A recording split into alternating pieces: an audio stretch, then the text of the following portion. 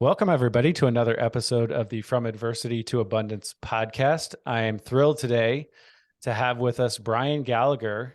I forgot to say I'm Jamie Bateman, your host. Brian, how are you doing today? Doing good. Awesome. Brian is an attorney who is we've worked with Brian for several years now, and he's a rock star attorney and just branched out on his own, which we're going to talk about. So Brian, for the listener out there, give us a snapshot of who you are today and what you're up to today. Why should we listen to you? That's your choice if you want to if you want to listen to what I have to say. I try not to talk too much. About 5 weeks ago or so, I left my law firm. I was a partner at about a 30 attorney firm in Annapolis. I'd been there for about 12 years. And decided to go out on my own. We can get into some of the reasons about that as we go along. I branched out on my own, set up shop, solo practitioner right now. That'll probably change in the next couple months. As I hopefully I'll probably hire somebody in the coming months, an associate to help me out. But the majority of my work centers around real estate. I'd say probably 50% of my work, maybe a little bit more, revolves around the note industry, which I kind of just unexpectedly fell into. There's one thing I learned with lawyers. It's incredibly difficult to say, I want to be this type of lawyer and then go and try and find those specific clients. What I've found is it kind of finds you. And so It's about, actually, yeah, I'm sorry. That's a really interesting point. I mean, we'll maybe touch on this later, but I do end up talking a decent amount. One of the patterns or lessons I've learned through doing all these interviews is, finding success has a lot to do with serving others and understanding where the opportunity lies. So it's not just focused on, hey, what does Brian Gallagher want to do? Yeah, you obviously wanted to be an attorney, but what type of law? Well, it's actually, you're more focused on where the need is, and kind of looking outside yourself. But it's a little bit, too philosophical for this early. No, I don't think so at all. I mean, it's funny. So, we can get into my life before I started working at my firm. But as they gotten out of the military, started working at the firm, working for, a guy who would become my mentor. And I was doing some real estate litigation for him. And I always knew that in order to control your own destiny as an attorney, you really needed to have a book of business. And how do you create a book of business? There's a million. I've read so many books and looked at so many podcasts, and there's no real specific recipe for success. Every different type of attorney has a different path to gaining their book of business. And I really equate it to dating in terms of trying to develop my book of business. When I first got into private practice, I was going to a million different networking events for everything under the sun, from a religious related group to a chamber of commerce type thing, to something else. And you kind of felt like you were just throwing darts blind. And then things started to narrow a little bit, and I realized, well, I like real estate. I'm a real estate investor myself. And I'm starting to get a couple of cases in this window, and then I really kind of focused my networking efforts and just kind of dropped the throttle on that. And I was lucky enough that it kind of worked out. That's awesome. Yeah, well, I can vouch for your services. It's been fantastic working with you over the last 5-6 years, whatever it's been. So let's jump back into your backstory. You mentioned your military service. Tell us a little bit about that. And I think you ended up in Iraq. So give us a little more context about that. Yeah, yeah. So I got out of law school, got a judge got a job clerking for a judge. So with lawyers, they're called judicial clerkships. You do them for a year. So you apply to all the different individual judges and hope you get one. I was lucky enough to get a judicial clerkship. So got out of law school, doing my judicial clerkship, and I looked around, and all my buddies were starting to get married. They were starting to move in with girlfriends, and I just kind of wasn't there yet. Mm-hmm. And I realized this, I didn't wasn't seriously dating anybody.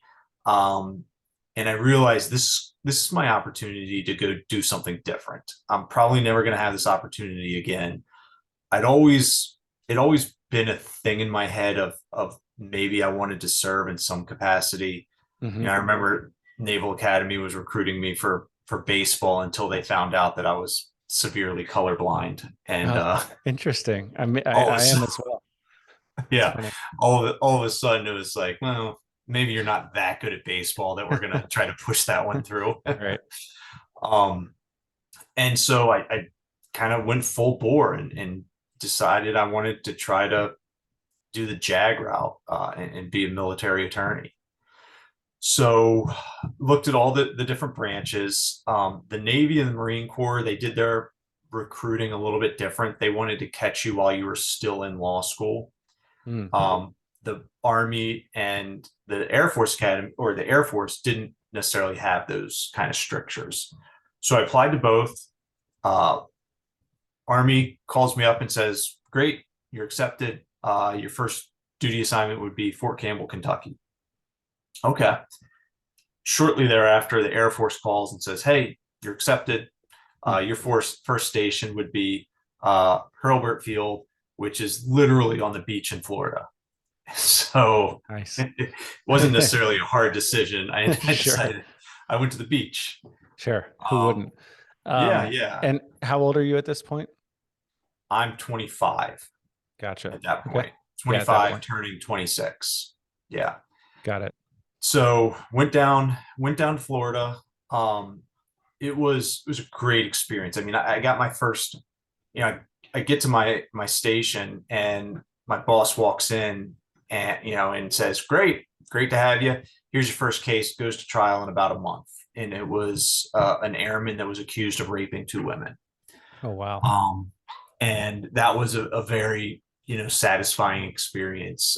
You're representing the Air Force, I'm a prosecutor in the Air Force, but, helping these 2 young women feel like there was a sense of justice served. We were lucky enough to get a conviction. Was a really satisfying experience. Wow, absolutely. And I mean, that's pretty, for in your mid-20s, that's, it's pretty important work right there. That's So I was doing that, I was prosecuting cases and down in Florida, it was kind of what you would expect for a base that's on the beach. It's a lot of just kind of party crimes. Party drugs, there was different different sexual assault allegations, things like that. And then I get a call. I hadn't been down there that long, maybe a year, which for assignment turns isn't that long. And I get a call from our assignment office in DC, and they said, Captain Gallagher, are you married or do you have any kids? No. That's a weird question. No, I don't, right. I don't have any kids. Are you married? No. Okay, well, we're gonna PCS you out of cycle up to Missouri to fill a deployment billet. Wow. What where in Missouri? Warrensburg. It was Whiteman Air Force Base. They fly the B-2 out of there. Okay. I mean, gotcha. middle of nowhere, Missouri. Sure. Yeah. I'm trying not to chime in too much because there's so much I can relate to on a personal level. But I first of all, you decided to do your military service before you got married, so that was pretty smart. I did it the other I way did a lot around. of things before I got married, which turned out to be good choices. Yeah, I ended up missing our first 3 wedding anniversaries, which Oh, because of the military. So that in hindsight wasn't so smart, but you give up a lot of control once you join the military. But as we just saw with the move to Missouri, and I also spent some time at Fort Leonard Wood, which they call Fort Lost in the Woods, which is yeah. also in the middle of Yeah. Right nowhere. out there. Yeah, exactly. So, okay, so what's that? Then what happens? What's that tour look like? So, I mean, it was funny. I still remember that phone call. It's bizarre. I mean, I remember where I was sitting. I remember like everything about that phone call from my assignment office because in my mind, I had this thought that if I kill it, my first duty assignment, I'm going to work my tail off and they're going to give me, a good follow-on assignment. Mm-hmm. And I remember asking the assignment office, I was like, did I do something wrong? Have I not, you Yeah. know, and no, of course it's assignment office. They're like, no, actually it's quite the opposite. We really need somebody to blah, blah, blah. Mm-hmm. Okay. I mean, it's not like you have choice. It's just kind of like, Sure. Yeah. okay. Well, yeah. And in hindsight, uh, I think you were making the mistake of applying logic to these. that Yeah. that we'll leave that alone. But Yeah. yeah. Yeah. And I mean, Anyway. and it's also like it's more of like a it's a more of a philosophical thought process too of it's hard to look back, and we can get into more of this stuff in a second. It's hard to look back and say, oh, I regret that, Sure. or I regret that. It's hard to have those regrets if Yeah. where you are now you're good with, because Yeah. who's to say it wouldn't, all those things would have taken you somewhere else that wasn't so great. Absolutely. I For was sure. reading something, and I know I'm going to badly misquote this, so just kind of bear with me. And it's interesting. There's like this Chinese kind of proverb or Chinese kind of, I don't even know what you call it, but Mm-hmm. there's this Chinese farmer, and he he has these horses, and the horses, his prize horse gets out and runs away, and the neighbors come up and they're like, oh my gosh, that's so terrible, we're sorry, it's terrible that your horse ran away. And he was like, maybe. So a couple days later, his prize horse comes back and brings back actually 4 other horses, so now he Hmm. has 5 horses, and they're like, oh, that's amazing, you're so lucky, you have all these horses. And he's like, maybe. And the next day his son is riding one of the horses and falls off and breaks his leg, and they're like, oh my gosh, that's terrible that your son broke his leg. And the farmer's like, maybe. The next day, the government comes by, the conscription service, and is conscribing all the young men to go fight in a war. Hmm. And they can't take his son because he's got a broken leg. And again, they say, you're so lucky. And he's like, maybe. So I mean, the moral Yeah. of the story is who's to say what? Sure. It's all about your perspective and maybe maintaining a little bit of a stoic, approach to Yeah. things is a Yeah. good way to go. But yeah, no, that's awesome. I love that story. Um, Yeah. okay, so you're in Missouri, and then what happens? So yeah, so they send me up there, and it's one of those, I mean, you've deployed, so you understand it. Like the pre-deployment training cycle is just, you're Yeah, it's brutal. everywhere all the time, all at once. You're Yeah. here, you're there, and it's so, go through that, and then, get shipped off to Iraq. And it was actually funny. The trip over there, I tell this story all the time. It's hilarious. So, with JAGs, it's not like we're deploying as part of like, the sixth company or 6th Hmm. battalion where Hmm. everybody in mass is going together. It's Sure. kind of like, we got to find a spot for you to get you over there somehow. Hmm. Yeah. And so I was flying in a cargo plane from Kansas to England, and then from England down to Qatar, and then a jumper from Qatar into Iraq, Baghdad.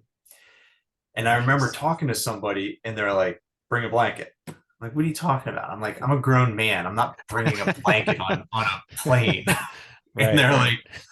like, no, bring your issue blanket. And you remember those like Yeah, wool, yeah. Yeah, absolutely. those wool greenish brown blankets. Yep. And so I who am I to say somebody's telling me to do something? If there's anything you learn in the military, it's like if Sure. somebody tells you something, even if it doesn't make sense, you take the advice. So Absolutely. I bring the blanket. Well, I didn't know it, but the cargo planes, they're not temperature regulated. So you're flying at what do you fly? What do you fly at? 10,000 feet, something like that. Sure. 10, 12, I don't know. Yeah, Yeah, something like that. I don't know Yep. either. It's high. Yep. And I'll never forget. Like I had and we're in jump seats, so it's not like there's seats in the middle. People are literally Sure. like sleeping on pallets, and you're in the jump seats alongside of the fuselage, so you're kind of hunched over like this. Yeah. And there was this poor girl, I remember, young woman, a younger enlisted who didn't get the memo, and The she blanket. literally chattered for like 10 Jeez. hours of just violently shook for 10 hours. She was so cold. Yeah, this is not it's a little different than what most people think of when they think of the attorney who makes all this money. And No, I'm thinking no. you travel a little bit better now, hopefully, but Yeah, well, with 3 kids, I don't travel that much. So yeah, that's fair. All right, so you get to Qatar, and then you get into yeah, country, and you take the jumper over into Baghdad, Mhm. which was, I mean, if you like roller coasters, it's great because Yeah, this was right before the surge yeah. in So 2000. mhm, What was that? 2000. 9? Oh, well, there was one in like 2006 It that wasn't that one. okay, I think it gotcha. was like this 2000. I want to say 9, right? Okay, might have 9 or been, 10. yeah, Yeah, something like because that. I was there from 2005 to 2006, and they were really ramping up in the summer of 2006, and we were lucky to not get extended another 3 months over in country. Yeah. So, but yeah, anyway, 2009, they definitely, yeah, you're probably right, 2009. Yeah. It was something like that. And they so you're flying, a regular, Yeah, but because of there's mortars and yeah, RPGs and everything, so got to they drop. fly at a high height, and then at the very end it's just like a straight like Yep, full on. yep. I've been there, done that. Yeah, so it's fun. Yeah, absolutely. um so get over there, and I was living and working in the so there's two main prisons. There were two main prisons Hmm. in Iraq. There Hmm. was the one down south in Basra, which was Hmm. huge, and I think at the height it housed like 25,000 detainees. Hmm.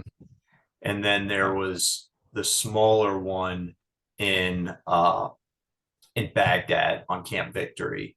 It was Hmm. called Camp Cropper, and it housed maybe 5,000, 25 to 5,000. Okay. Um, and so we lived and worked there. And my job when I was there was I was in charge of the detainee review process. Hmm. So, every by the Geneva Conventions, I can't remember, I think it was 6 months. Every 6 months, if you're detaining somebody, they have to have a means by which to, protest their detention. So Hmm. every 6 months, they come before a board of officers that are reviewing their intel sheets, their capture sheets, and making a determination of whether they continue to pose a threat or whether they should be released. Mm. Got it. And it was everybody from the 20-year-old kid who took $10 to be a lookout for something that he didn't even know what he was being a lookout for, Sure. to bad dudes. Um, and that was an awesome experience. Hmm. It was such a cool experience. Interesting. Yeah. So, yeah, I'm just have to. I'll talk to you later about how because I was attached. We were actually working with the Iraqis directly. You know, and so they were in charge. You know, supposedly, Yeah. but they would go and round all these people up and just if bring them back and have detainees that I imagine it was a little less not as many strings attached as far as the process went there for them, for compared to what you're dealing with, because you're dealing with the US is are the ones Yeah. rounding everyone up, right? Yeah. So I think there was a filtering process. Mm-hmm. So, if you were probably out in the field with a unit, Yeah, and you exactly. probably had a forward operating base that you guys were working Correct. out of. I So that made it to Camp Victory at one point, but yeah, we were closer to the Iranian border, pretty far out there. Yeah, so you guys would round up some people. There'd be a Yeah. filtering process for you guys there. Yep. You'd take, Yeah. 10 guys would come in, you'd look at them and say, listen, these four are nothing, let Right. them go. And Yep. then these six or something, and then they would be sent to either Basra or Got it. Iraq Makes or sense. Baghdad. So you said that was an awesome experience. Why do you say that? It was, it's I when I deployed, by no means will I ever compare myself to a guy, hoofing a rucksack, and, Mm-hmm. out in the field, with Kevlar and a trigger. Mm-hmm. That was, I'm not that tough, I didn't have that experience. I'll never try to pretend like I did. Um, but it was awesome being part of a 24/7 operation that you felt was important. Sure. And I mean, you worked every single day of the week. You were in, you know, you went back to your hooch to sleep, and then you got up and you went and got breakfast, and you went back to doing what you were doing. Sure. And, working. So the officers that would sit on the detainee review board, it was guys from the field coming in, and it was like a take a knee for them. So they would come in for a week or two and sit on these boards, and it would be an opportunity for them to take a breath. So they would come in from the field, they would get a hooch with a hot shower and hot meals, Yeah. and they could just have a week or two of going and sitting on a board. Sure. So it's unofficial R&R a little bit. I mean, Yeah. sort of. Yeah. We Yeah. actually, that's why we went to Camp Victory, was to take a little bit of a break sometimes. Yeah. Yeah. So interesting. No, and what I'm hearing is it's, you have purpose, right? And you're plugged into a mission that's bigger than Brian Gallagher, right? Yeah. Yeah. So, and I think that's critical for all kinds of things, success and happiness. And so, how long were you in Iraq for? It was only 6 months. Gotcha. The Air Force is lucky in that their deployments were only 6-month deployments. Yeah. Yeah, mine was 12, but man, I said that our mobilization was worse than the deployment, but next week you're going to interview me and I'll talk more about that. So tell us about, excuse me, how things went when you got home. It was a little rough when I got home, and listen, by no means am I trying to say that it was any sort of like PTSD or anything like that. I didn't have those experiences, I'm not, but it was a little bit rough. I remember I got back and I tested positive for having been exposed to TB. Do you remember getting, was it I'm getting my Shots. vaccinations confused. Yeah, I forget. Yeah. Smallpox was the vaccination that was the worst. Okay. Sure. Yeah. No, so this was, yeah. So I get back, and I remember, when you get back stateside, you go through all this like testing. Yeah. And I remember like I felt fine. I was fine. And you're doing this testing, and you're not really paying attention to anything. And then all of a sudden, like this junior enlisted guy like comes and grabs me and starts walking me around places. I'm like, what's going on? And you're turns out that, what's that? You were a captain at this point? Gotcha. Yeah. Yeah. And and he's not really saying anything because I know he knows he's not allowed to say anything. But I'm like, what's going on? He's like, somebody will explain to you, sir. Somebody will explain to you. Hmm. So, it turns out that I'd been exposed to tuberculosis, Hmm. and we've kind of eradicated that in the U.S. Sure. But I mean, I was living and working in a third world prison. Yeah. With So sure. apparently, yeah, so apparently I'd been exposed to TB. Hmm. And so for 9 months, you have to take this like heavy duty medicine that, it wreaks hell on your liver. Hmm. You have to go in to get your liver checked for, every month. You can't drink on it because it's so hard on you. Hmm. And, I don't know, it made me feel weird. Um, Sure. and so, and then, I'm getting back to my base. My friends had basically replaced me on deployment. So Hmm. I'm going back to this base in the middle of nowhere. I'm on this Hmm. medicine that it's kind of Hmm. gnarly of, am I okay? Am I not okay? Sure. And, and then I started having like a little bit of like a heart prop, like a, Hmm. I don't, it was like I was having a hard time getting my blood pressure under control. Hmm. And it was just like a little bit of a gnarly time. Part Sure. of me felt like I was getting older, like all my friends are getting married. Yeah. I knew I didn't want to make a career in the military. And then I started to feel like, oh my gosh, was this a mistake? All my friends are starting, they're on partnership tracks at law firms. I'm going to be Hmm. so behind everybody, and Yeah. here I am stuck in the middle of nowhere, Missouri. And I, you know, Yeah. so And yeah. I mean, there's a lot, no, there's a lot there. I can totally see why that would be, you might easily fall into a bit of a downward mental spiral. Um, and again, I have people on the show, and it's inevitable you get into comparison. Well, you had it worse than I did. And oh yeah. I think it's okay on some level to do that. Cause then it's like, that gives you, people had it worse than you did. Right. And, um, but that doesn't mean that was a fun time for you.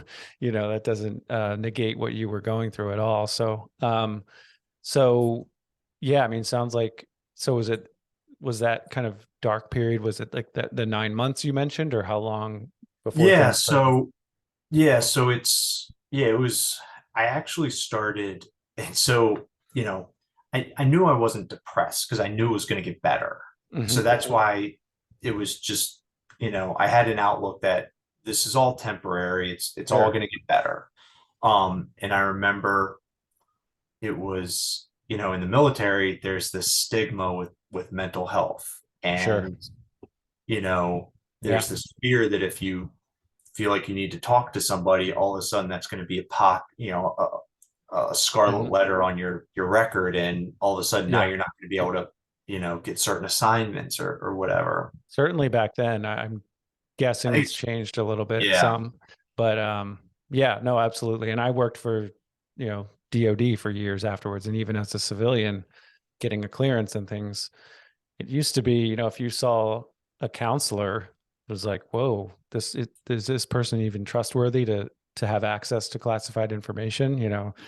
Now it's like, you should probably go see a counselor. Yeah. So, No, but and that's actually one of the things that helped me out the best is I actually started paying out of my own pocket, even though we had the best health insurance in the world, technically. right. I was paying out of pocket to go see some guy off base. Okay. And And again, this was what year was this? it's just 09-ish. Yeah. So, now people talk about it a lot more, but and that was, I think, but then that was, 14 years ago, wasn't really quite as accepted, I would No. say. Oh, believe me, Um, nobody knew I did it. No, my family didn't know I did it, let alone, the guys in the office. right, Um, right. yeah, no, I was going, way off base, way far away from base to see Sure. some, and he was And, a grandfatherly type guy, and it just kind of mhm. centered me a little bit. Sure. No, I Um, mean, and again, I keep chiming in with my own tidbits here, but I spoke on another episode about how my wife and I actually fairly recently, um, did some marital counseling, and he was kind of a grandfatherish type, guy that we spoke with and worked with, and yeah, that's a great way to put it. It just kind of centered us, and it wasn't like we had some crazy problem we had to fix, but it's I see it like coaching. There's no, I mean, why You know, not? the best that my buddy gave the best analysis, and I'll also say my wife and I in the past have done counseling, and the Gotcha. best analogy is my buddy gave it. He goes, you don't need to be 400 pounds to benefit from a personal trainer. That's so true. Yeah, I see. No, that's a great point. I see people on like Twitter, and people who are really in shape, they get asked, well, people say you don't need to go to the gym. You're in shape. It's like, that's why I'm in shape. I'm going to the Yeah, gym. So yeah, that's why I'm doing well, is because I'm working with a personal trainer. I'm working with a therapist.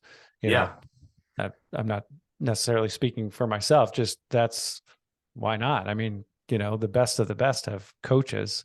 So no, I appreciate you sharing that about 2009, and also later with your wife. I mean, that's it's actually something I want to focus more in later episodes of, as far as like entrepreneurship and mental health, because I think it's, more and more a pressing issue that we need to address. Um, yeah. so walk us through, Brian. Go ahead.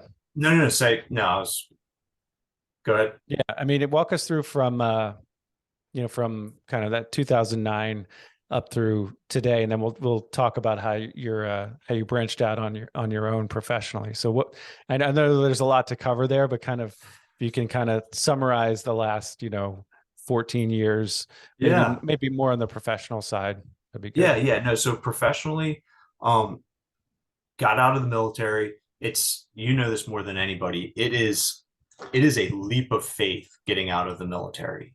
Sure. Most jobs that you have, you don't you don't leave your current job until you have a new job lined up. Yeah, And absolutely. and generally speaking, in the military, especially if you're going from military to private sector, Right. you have to give, is it 90 days that you have to give terminal your I, notice? I think that's right. Sounds right. I think it's 90 days in the military. You have to give 90 days of saying, listen, in 90 days, I'll separate and I'm not going to have a paycheck anymore. Yep. And so you have 90 days to go get a new job. And that even shrinks more because generally speaking, most places don't need somebody until they need somebody. Sure. Yeah. So It's it it. compresses to, it turns out you end up having maybe 30 days to find a new job before you don't have a paycheck anymore. Sure. And as an officer, you're resigning your commission, right? Unless you, Yeah. yeah. So it's a big deal. It's a big decision to make, and Yeah. a not an easy process. So how did that process go for you? I mean, thank God it went pretty well. I put my notice in, and I'm putting my resume out, applying to a bunch of different places. The first month or two, I'm not really getting any bites because again, part of it is, listen, I can't start work until such and such date. The last 6 weeks, it started to pick up, and I started getting a lot of interviews. And again, none of this was through friends or through family contacts. It was all just seeing an ad somewhere and Hmm. submitting an application, submitting my resume, Hmm. and got a couple. I remember one particular week had a couple of interviews. Had one that I really liked, um, and then the next day a place offered me.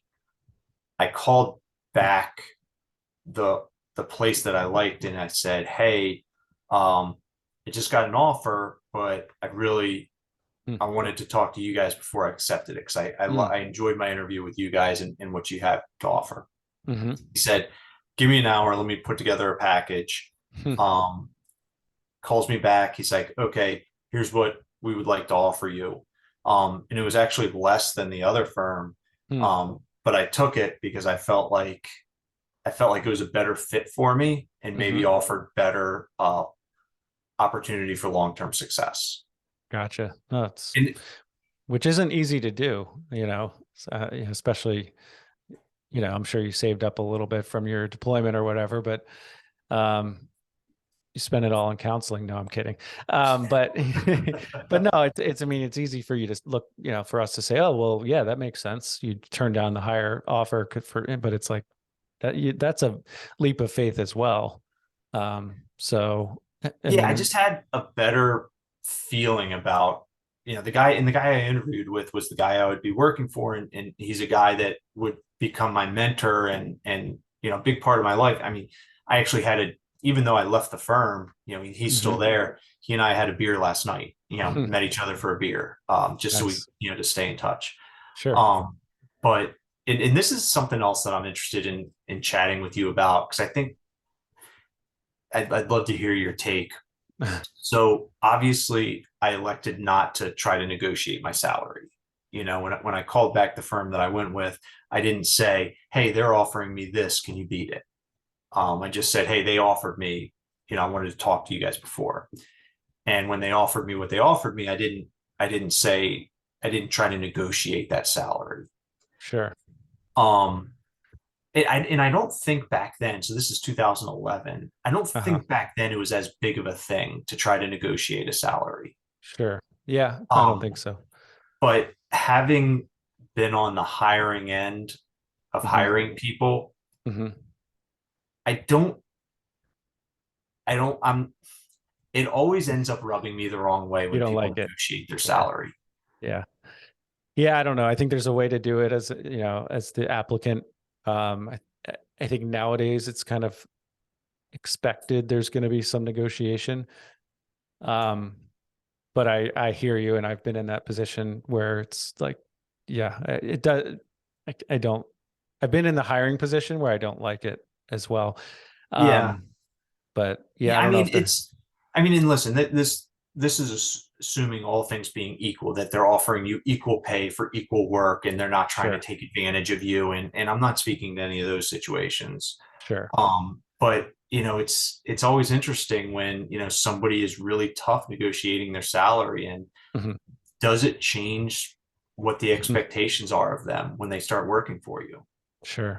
Yeah. No, it's a great question. I don't. Um, yeah, that's an episode in and of itself. Yeah, yeah.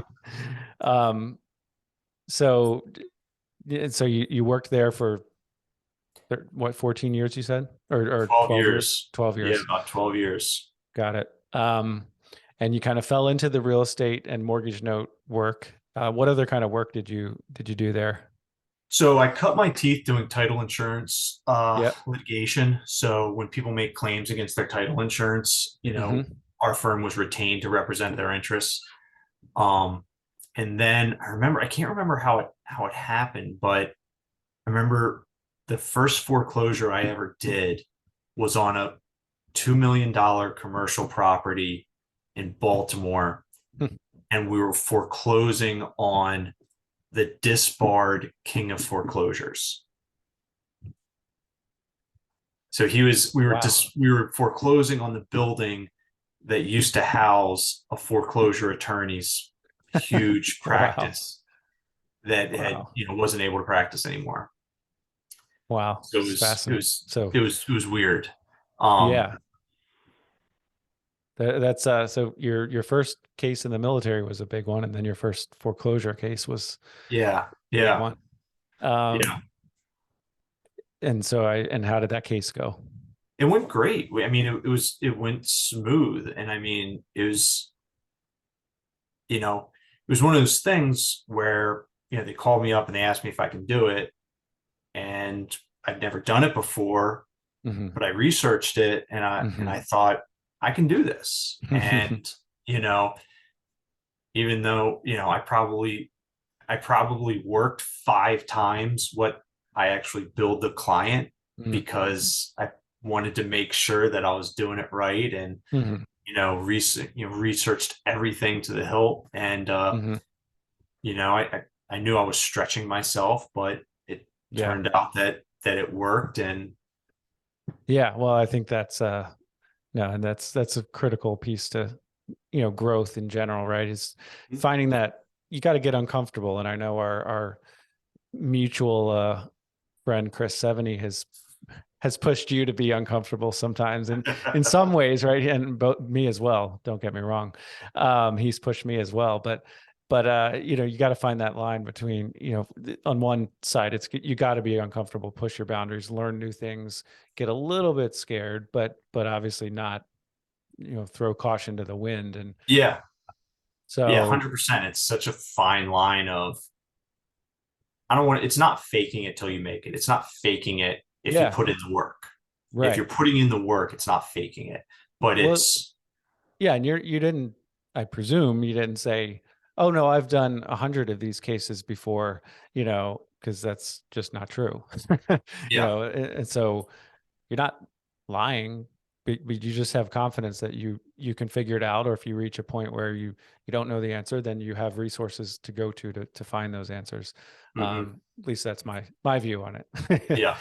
No, and um, it worked out well, and it just kind of, it just kind of started to steamroll from there. yeah. So as we start to move toward the end here, because I do have some rapid fire questions after this next topic, but Yeah. um, what you know, talk to us a little bit about what, you know, why you decided to leave and go out on your own. You know, that's not an easy thing at all. So is it, and obviously you're still on good terms with your prior employer. Um, so it sounds like it wasn't all bad there, not like you were running away from something necessarily, but when did the thought start creeping into your mind, and how did that process go mentally before you really decided to jump ship? So, I mean, so the reason I ended up leaving is, kind of a tale as old as time when it comes to law firms. It's, you don't necessarily agree with maybe one of a certain way things are done.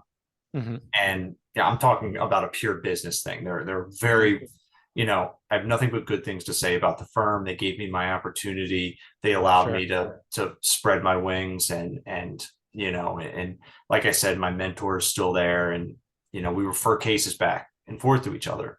Hmm. But there was an aspect to it that I just had a hard time going along with. And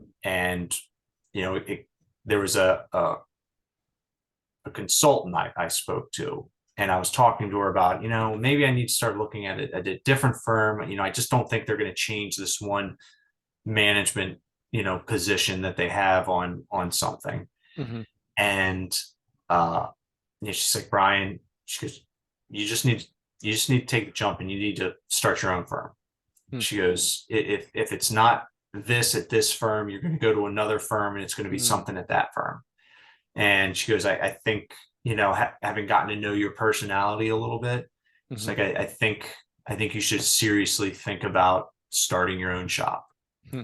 So let Um, me ask you this: was this just because, you know, we talk about coaching and finding a coach and a mentor and a counselor?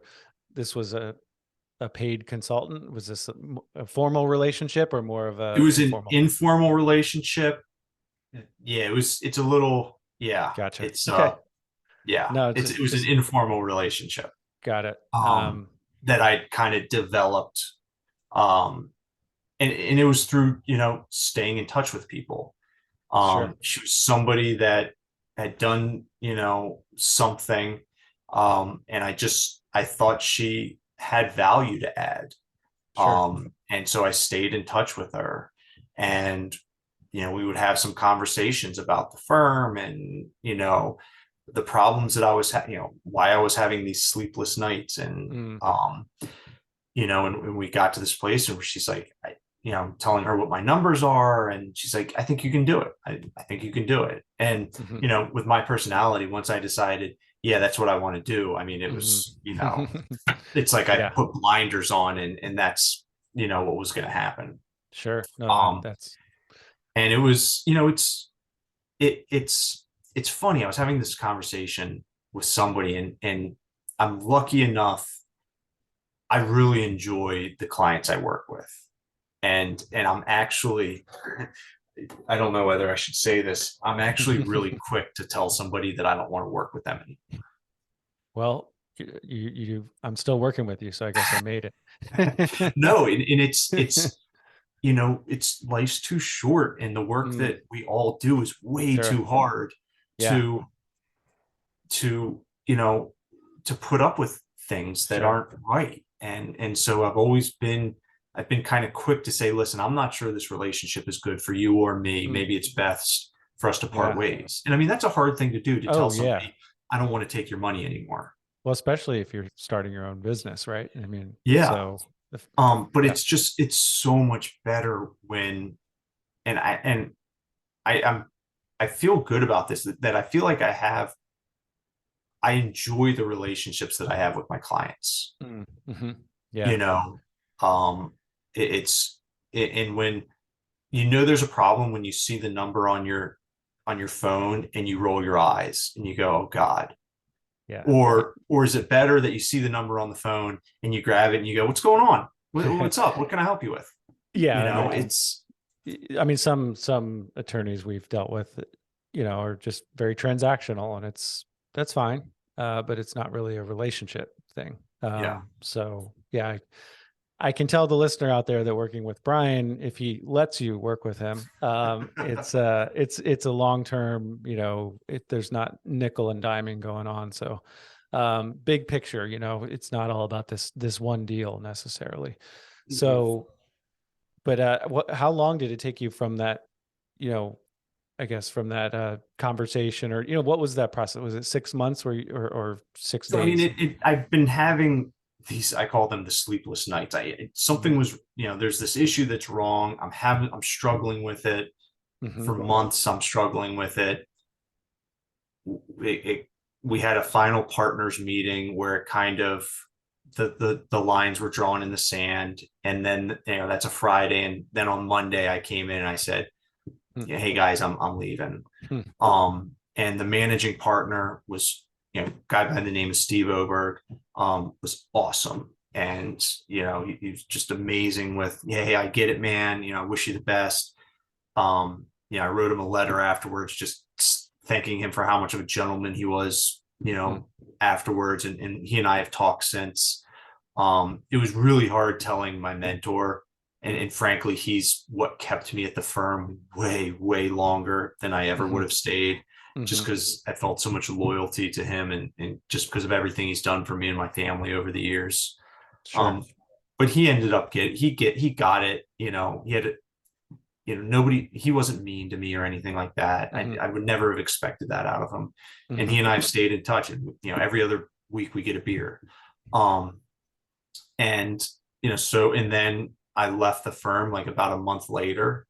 So during that month I was reaching out to my clients and telling them, listen, you have a choice. Mm-hmm. As a client, you can stay with the firm, you can come with me, or you can go get another attorney entirely. Mm-hmm. um and I was really, really lucky in that every client that I hoped would come with me came with me. um and So it's about 5 weeks now, 6 weeks now that Mm-hmm. I've been doing it. Yeah. And yeah, Mm-hmm. it's drinking through a fire hose. I was going to say, so now, what's, as we wrap up here, what's been the biggest, or one of the biggest surprises or challenges, that you didn't necessarily see coming from the business standpoint, not from, the attorney standpoint, but just something you didn't have to deal with before and now you do. I wouldn't say, I'd like to think that I was pretty prepared for it all, in Gotcha. terms of, I kind of knew what I was biting off. I knew that all of a sudden I wasn't going to have, three paralegals and secretaries that I could just say, go do whatever. I knew I was going to have to do that, at least from the beginning. Sure. But you I have was kids. always No, the biggest I'm thing joking. that, what's that? I said you have kids. They can do all that. Yeah, No, right. I'm kidding. I'm kidding. The biggest thing that I was worried about was running the ledger and the accounting. That was my biggest Sure. concern. Because I didn't have much involvement with that at my old firm. Mm-hmm. But I mean, the software just makes it so easy. Mm-hmm. And Sure. as long as you're diligent about doing things in real time, it's Yep. not a big deal. Yep. Absolutely. No, that makes sense. Yeah, I'm curious to see what you have to say in a year from now from the business standpoint. Well, But no, I you know mean, what's go ahead. fun is that I have my dad's working for me. Oh, really? Yeah, so my What's it? dad was an attorney. He didn't he worked for the DOJ and the Library of Congress. He wasn't like a practicing attorney. Uh-huh. And he's been retired for like 8 years. And he said, there's only so much golf I can play. I'm kind of getting tired. He's like, let me know That's if you awesome. want help. So, my dad's, That's so cool. a law clerk working with me, and it's been really Nice. cool. That's awesome. So cool.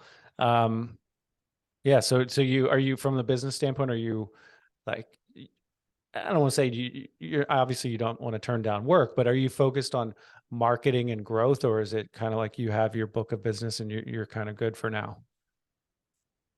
That's a great question. I would say that it's actually been this way.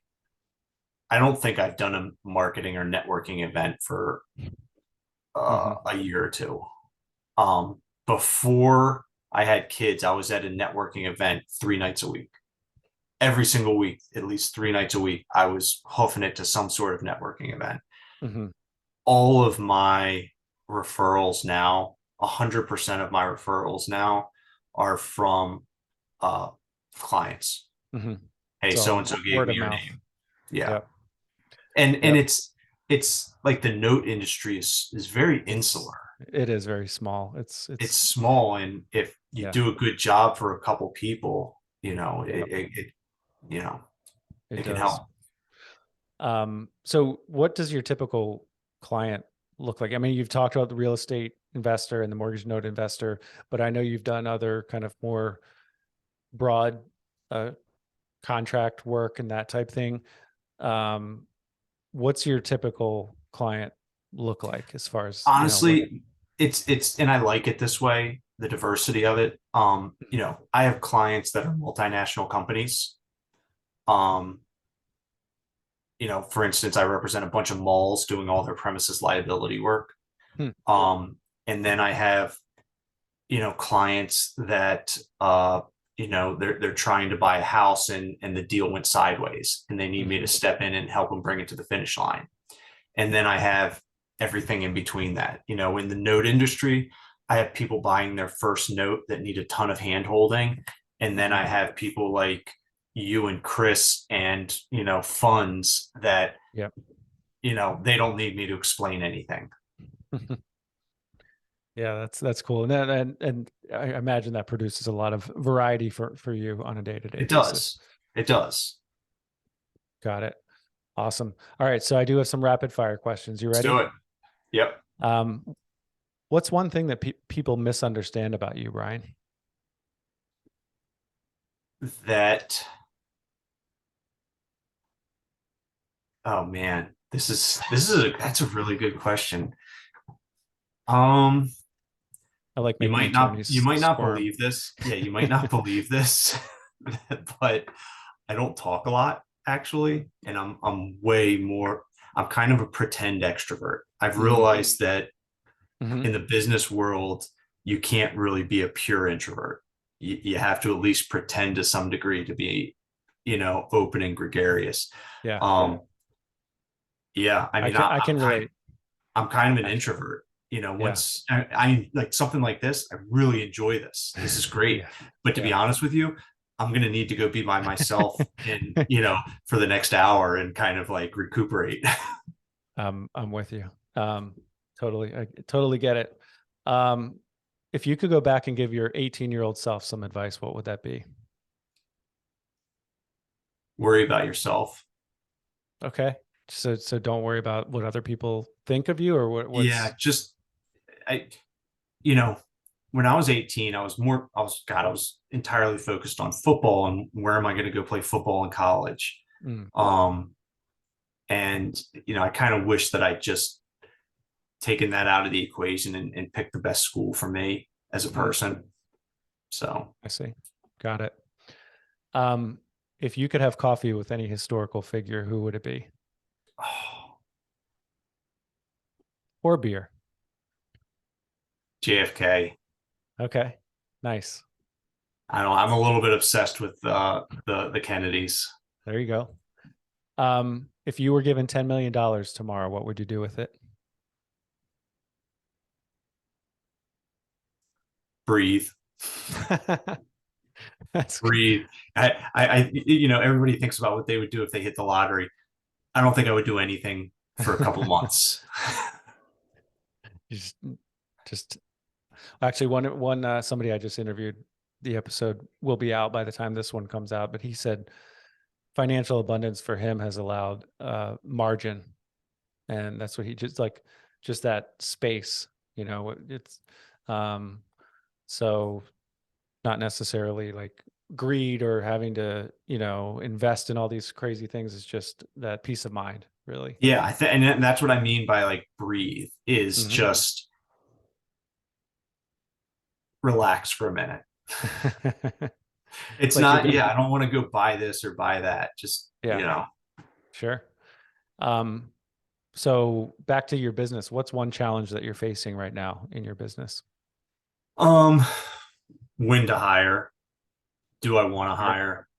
Um, do I want to start supervising again? Or do I just want to take Mm-hmm. some time, work with the clients that I currently have, and, Mm-hmm. figure out what I want to do in a couple of months? Yeah, I wish I could say that those questions go away, but Supervising is hard. It is yeah, hard to supervise. it is. Yep. And it's hard to know when to hire. There's always that tension. Yep. um let's see, if there was one occupation you could try that's totally different than being an attorney. FBI agent. Oh, nice. But you're colorblind, right? Yeah, I feel like I could be okay. I always wanted to be an FBI agent. It's funny. You and I have a lot in common, but I'll tell you my story about that later. So let's see. What else, Brian, what have we not covered that you'd like to? No, this has been fun. This has been cool. I've enjoyed it. So for our listener out there who maybe they have a W-2 job, maybe they're not necessarily an attorney, but they are thinking about kind of making the leap. Do you have any advice for that person? Kind of what to weigh, how to work through that process? I mean, there's no one size fits all, but any one or two principles you could provide? Yeah, I think listen, America runs on small business. Sure. And maybe that's not for everybody, but I think you would be doing yourself a service if you approached your job trying to position yourself to have the option of starting your own business, meaning not being entirely reliant on others for work. I love it. Yeah, that's awesome. Well, Brian Gallagher, I know your website is briangallagherlaw.com. Brian T. Gallagher. I missed the T. I see Yeah, it there there you go. now. Thank Apparently you. there's another Brian Gallagher Law out there. briantgallagherlaw.com. If I could read, that would be helpful. So Brian, where else can our listeners, how can they reach out to you? Yeah, you can shoot me an email, Gallagher at briantgallagherlaw.com. Email is probably the easiest way. You can get there through the website that my lovely wife helped to design. Nice. Yeah, she's in marketing, and I wasn't going to trust myself with that. Like I said, the website is briantgallagherlaw.com, and Yeah. you can get me through there. And what are there specific? I know there's specific states for foreclosures and things like that. What states Yeah, do you operate in? so I do foreclosures in Maryland, DC, and Virginia. But then, a lot of what I do is just kind of acting as a general counsel for people, and I do that throughout the country. Got it. One question I forgot to ask: you have a book that you could recommend? Anything for entrepreneurs or anyone who wants to be the best version of themselves? It's funny. I went during the pandemic. I went on this kick. There was this book. It was like I think it was like 50, it was like a real man reading challenge.